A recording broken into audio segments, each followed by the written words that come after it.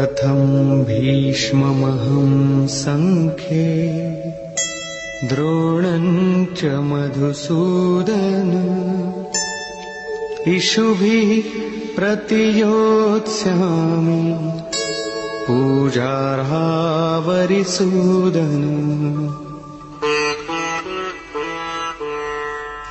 अहंकार का शमन करने वाले मधुसूदन, मैं रणभूमि में पितामह भीष्म और आचार्य द्रोण से किस प्रकार बाणों से युद्ध करूंगा, क्योंकि अरिसूदन वे दोनों ही पूजनीय हैं।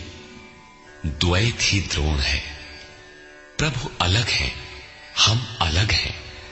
द्वैत का ये भान ही प्राप्ति की प्रेरणा का आरंभिक स्रोत है। यही द्रोणाचार्य का गुरुत्व है। भ्रम ही भीष्म है। जब तक भ्रम है तभी तक बच्चे, परिवार, रिश्तेदार सभी अपने लगते हैं। अपना लगने में भ्रम ही माध्यम है। आत्मा इन्हीं को पूज्य मानकर इनके साथ रहता है कि ये पिता हैं, दादा हैं, कुलगुरु हैं इत्यादि। साधन के पूर्ति काल में गुरु न चेला, पुरुष अकेला। न बंधुर न मित्रम गुरुर्नैव शिष्यः चिदानंद रूपः शिवोहम शिवोहम। जब चित्त उस परम आनंद में विलय हो जाता है तब न गुरु ज्ञान दाता और न शिष्य ग्रहण करता ही रह जाता है। यही परम की स्थिति है। गुरु का गुरुत्व प्राप्त कर लेने पर गुरुत्व एक जैसा हो जाता है। श्री कृष्ण कहते हैं, अर्जुन तुम मुझ में निवास करेगा। जैसे श्री कृष्ण वैसा ही अर्जुन, और ठीक वैसा ही प्राप्ति वाला महापुरुष हो जाता है। ऐसी अवस्था में गुरु का भी विलय हो जाता है। गुरुत्व हृदय में प्रवाहित हो जाता है। अर्जुन गुरु पद की ढाल बनाकर इस संघर्ष में प्रवृत्त होने से कतराना चाहता है। वो कहता है,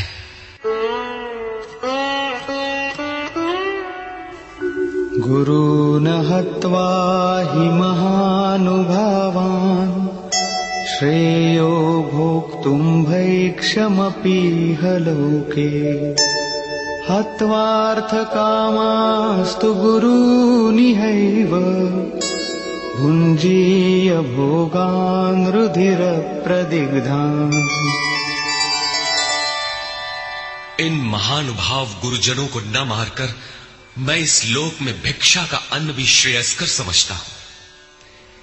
यहां भिक्षा का अर्थ उदर पोषण के लिए भीख मांगना नहीं, बल्कि सत्पुरुषों की टूटी फूटी सेवा द्वारा उनसे कल्याण की याचना ही भिक्षा है। अन्नम ब्रह्मेति व्यजानात्। अन्न एकमात्र परमात्मा है, जिसे प्राप्त करके आत्मा सदा के लिए तृप्त हो जाता है, कभी अतृप्त नहीं रहता। हम महापुरुषों की सेवा और याचना द्वारा शनैः शनैः ब्रह्म पीयूष प्राप्त करें, किंतु ये परिवार न छूटे, यही अर्जुन के भिक्षान्न की कामना है। संसार में अधिकांश लोग ऐसा ही करते हैं।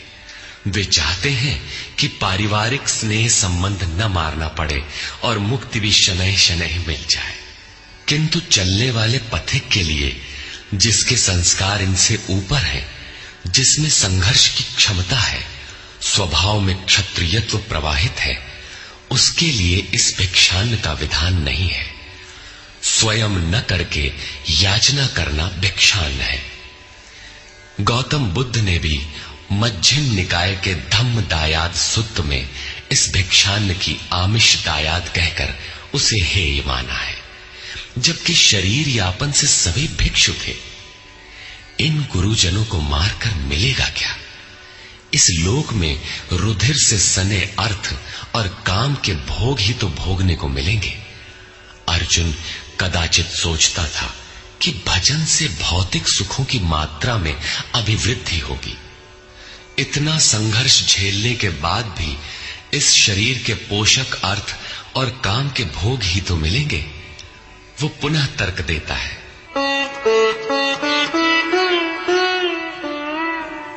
न चैतद्विद्मः कतरन्नो गरीयो यद्वा जयेम यदि वा नो जयेयुः यानेव हत्वा न जिजीविषामः तेव स्थिताः प्रमुखे धार्तराष्ट्राः।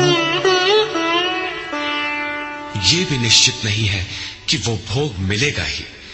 ये भी हम नहीं जानते कि हमारे लिए क्या करना श्रेयस्कर है, क्योंकि जो कुछ हमने कहा वो अज्ञान प्रमाणित हो गया।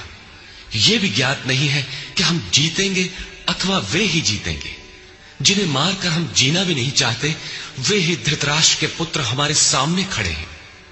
अज्ञान रूपी धृतराष्ट्र से उत्पन्न मोह इत्यादि स्वजन समुदाय मिट ही जाएंगे, तब हम जीकर ही क्या करेंगे।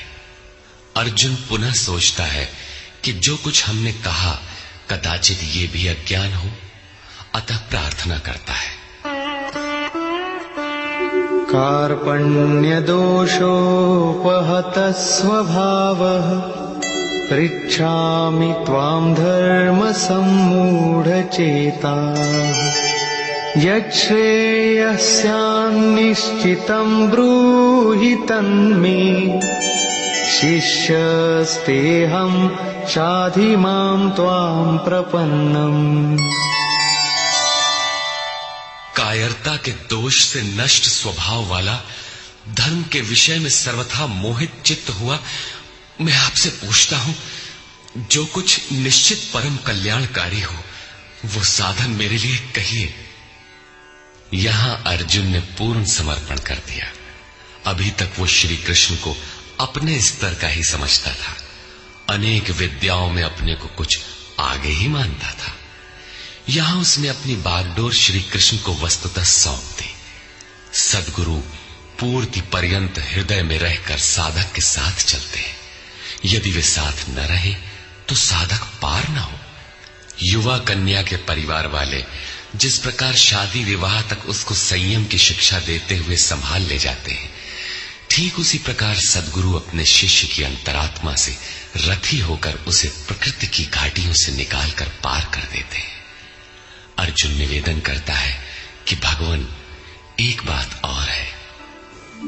नहि प्रपश्यामि ममापनुद्यात् यच्छोकमुच्छोषणमिन्द्रियाणाम् अवाप्य भूमावसपत्नमृद्धम् राज्यं सुराणामपि चाधिपत्यम्। भूमि पर निष्कंटक धन धान्य संपन्न राज्य को और देवताओं के स्वामीपन इंद्र पद को पाकर भी मैं उस उपाय को नहीं देखता जो मेरी इंद्रियों को सुखाने वाले शोक को दूर कर सके। जब शोक बना ही है तो ये सब लेकर ही मैं क्या करूंगा। यदि इतना ही मिलना है तो क्षमा करें। अर्जुन ने सोचा, अब इसके आगे बतावेंगे भी क्या। संजय उवाच। एवमुक्त्वा ऋषिकेशं गुडाकेशः परन्तप न योत्स्यैति गोविन्दम् उक्त्वा तूष्णीं बभूवः।